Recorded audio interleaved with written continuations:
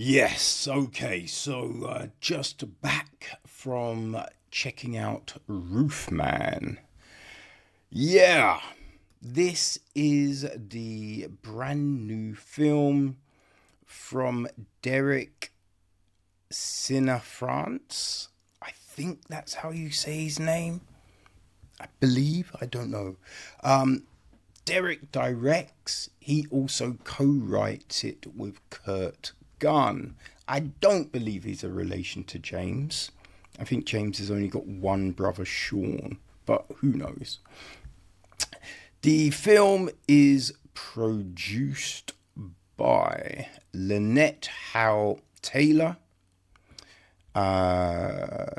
Duncan Montgomery, Alex Orlovsky, Jamie Patcroft, Dylan Sellers. It is co-produced by... Wait, I believe it's co-produced. I thought I saw something. Yes, Rachel Hallegi. Executive produced by Charles M. Barsamian, Derek Cianfrance, Rick Covert, Jonathan Glickman, Kirt Gunn,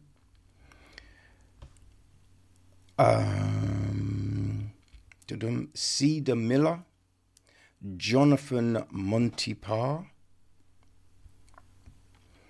Chris Parker,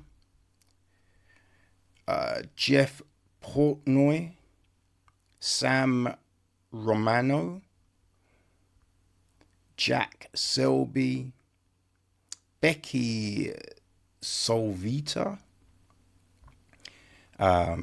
Randy Jones Toll, Stephen Toll, D. Mark von Wadden, Matthew von Wadden, Tyler Zachariah, Tom Zadra, and Channing Tatum. It is co-executive produced by DC Stevens,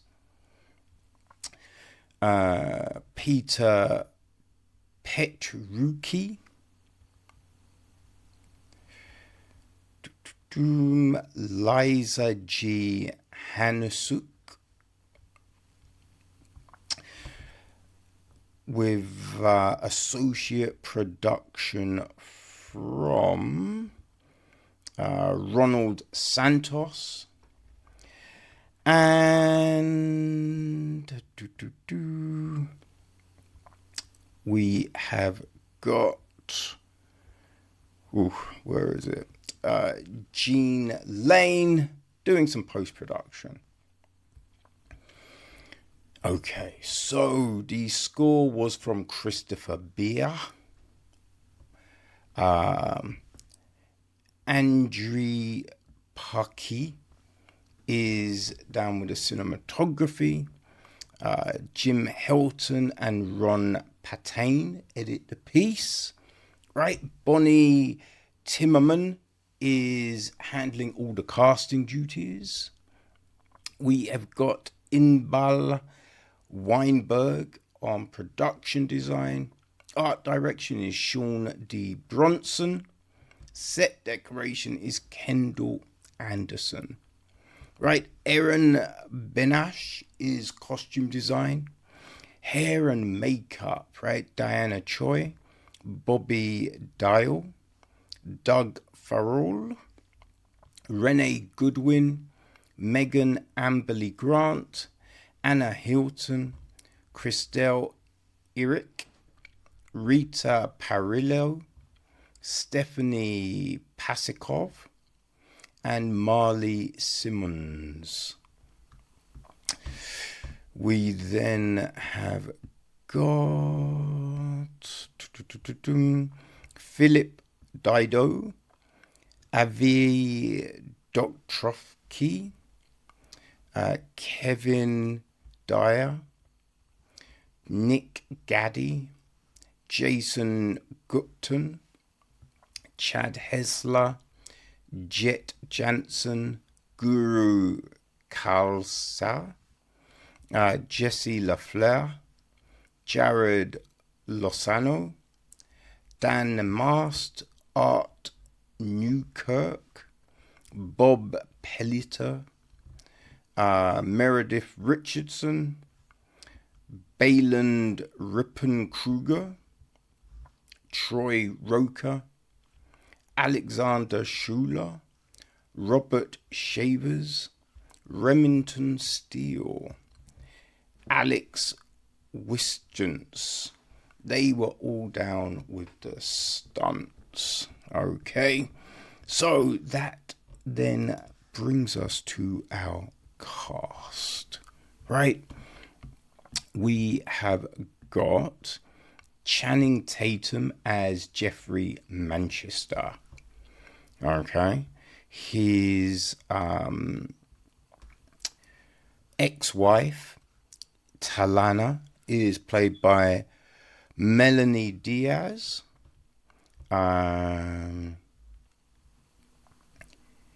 His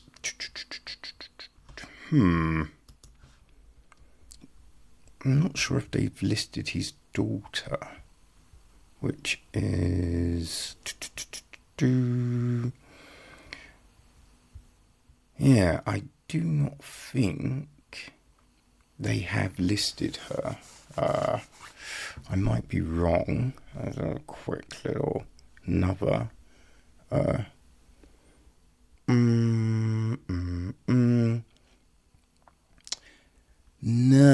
No, they do not list his other daughter. But we do have Kirsten Dunst, who is Leigh Wainscott. She's got two daughters. There is Dee, the youngest, played by Kennedy Moyer, and Lindsay, the eldest, played by Lily Collins. We've got Jeff's friend, Steve, right, who he served in the army with. He's played by Lakeith Stanfield. There is Mitch, the store manager at Toys R Us, played by Peter Dinklage. We have got Pastor Ron, right, played by Ben Mendelsohn. Right, Ron's wife, Elaine, is played by Uzo Aduba. We've got Michelle, Steve's girlfriend, played by Juno Temple. Otis, who works at Toys R Us, played by Emery Cohen. There is Dwayne, the McDonald's manager from the beginning, played by Tony Revolori. Jade, who works at McDonald's, played by Kirana Quick. And Jocelyn, played by Gabriella Silla. Right? Yeah, they play there. Oh, I think Jeffrey's daughter is Becky, played by Alyssa Marie Pearson. Yes, I believe so. We got Calliope, played by Esme McSherry. Also, Sergeant Shimerif, played by Molly Price. Jimmy O Yang is the used car salesman. I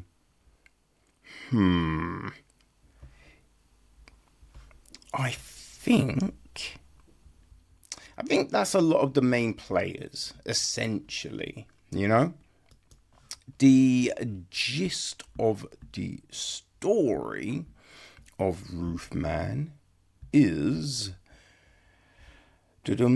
Uh, we follow Jeffrey Manchester, an army veteran and struggling father who turns to robbing McDonald's restaurants by cutting holes in their roofs, earning him the nickname Roofman. After escaping prison, he secretly lives inside a Toys R Us for 6 months, surviving undetected while planning his next move. But when he falls for Leigh, a divorced mum drawn to his undeniable charm, his double life begins to unravel, setting off a compelling and suspenseful game of cat and mouse as his past closes in. So yeah, that is Roofman, essentially. Now, this is based on a real story, right? Jeffrey Manchester was a real person who committed crimes between 1997 and 2000, and then 2004 to 2005 when he escaped. So that's all real. There are things that the film, made up.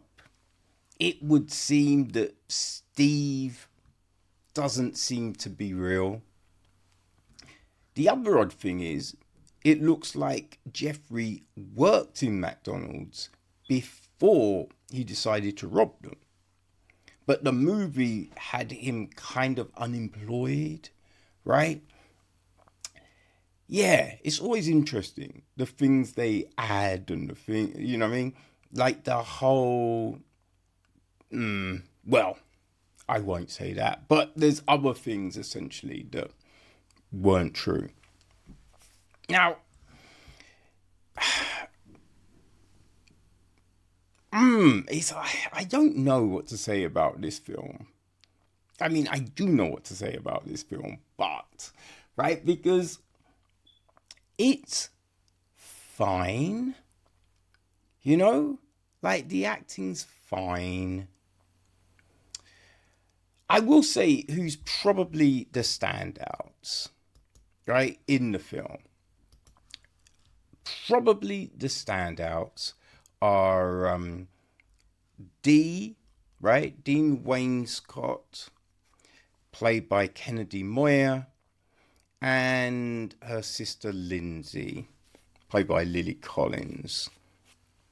And also who's good, I also will say, is Ben Mendelsohn as Ron Smith and Uzo Aduba, who plays his wife Elaine. I think they are probably the standouts in the film.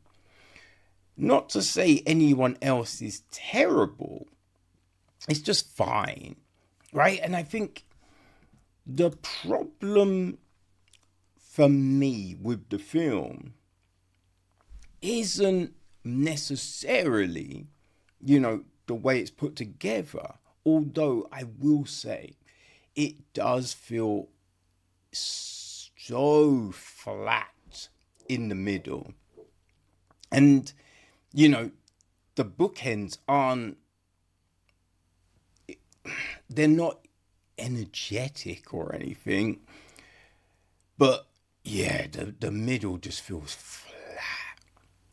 But, I don't know, that might just be me, right? Because I did not care one iota about Jeffrey. I'm wondering even why this was even made. Because he's not a good guy. You know what I mean? It's just like, he lived in Toys R Us, right? He broke into buildings. There's a load of people that rob. You know what I mean? A load of people that rob.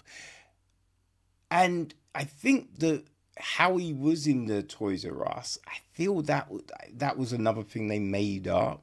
Supposedly he also lived in Circuit City, which was next door to the Toys R Us and empty. So it's like, I don't know, right? But we have a guy who, it's a bit unclear when he did get divorced. Now, in the film, because at the beginning it looks like he's with the wife, but I'm not. But it's hard to tell. I think in real life he was divorced while on active duty. But anyway, right? He gets divorced, and he's all like, the beginning is kind of Channing is narrating the film and just going, oh, I'm trying to do the best, but I'm just not getting a break. Ever since coming home from the army, I can't find work, and, I want to get stuff for my kids, but I can't. And it's like, he can't buy big things, but sometimes you can't, right? I think as a kid, like, we weren't poor, we weren't rich, we didn't have bundles of money. So I never asked for anything big. You know what I mean? It was just like, whatever, man, just a computer game, right? For the Commodore 64. That was like cool. But I just kind of stopped asking for presents. I got a Saturday job. I delivered papers. I was just like, I'll just buy the things I want, right? I don't necessarily think kids always want, huge things. Now, obviously, right, if all your friends are getting bikes, you might be like, I'd love a bike. But I think you understand if your parents can't get you a bike, right? And then you just appreciate the things that are there, right? I mean, obviously, you might have to kind of have a conversation, be like, yo, we can't do a bike this year, but look, we're gonna hook you up when we can, you know what I mean? Look, we love you, blah, blah, blah, blah, blah. You know what I mean? Just do that kind of thing, right? But it's like, and throughout the film, instead of just doing things within his means, it's always him trying to splash the cash. And so he's stealing, right? It's not because he's homeless, because, he's got a relative who's dying and needs money for an operation. Like, there's not a big thing why he needs to rob, right? Why he desperately needs his... There's not. So it's a bit like, okay, so what? Are we rooting for a liar? A cheater? Oh, he told people to put on coats when he put them in a fucking freezer. Which, you don't know if these people got medical conditions. Do you know what I mean? Like, there's many things that could make you die. And trust me, right? I worked for a minute in Sainsbury's. To go into those freezers, you had to put on special jackets. And there was a few times where you're just like, I just need to grab something. I'm just going to run in and grab it. Oh my God. Like, just a second inside, you were so cold. Like, so one time I went in there, I think I was in there for like maybe a minute. I was freezing to the bone for hours. So telling someone to put on a jacket ain't really gonna do shit, because it's not a proper jacket for that thing.